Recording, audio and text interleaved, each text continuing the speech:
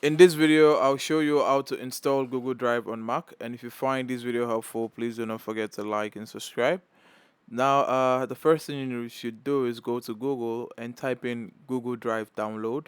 So you get this links here. And what you want to do is you want to click on the first one.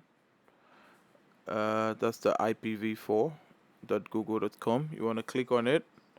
Now it's going to take you to this particular page, and you're going to click on download Drive for desktop.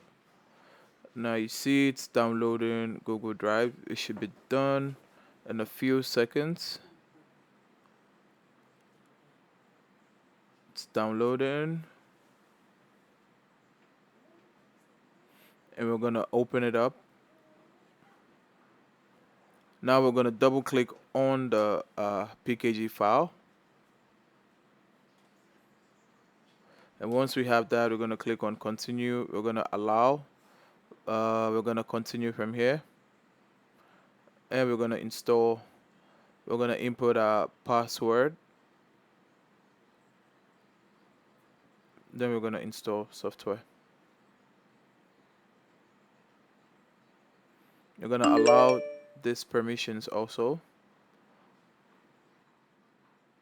Now we have Google Drive on our Mac.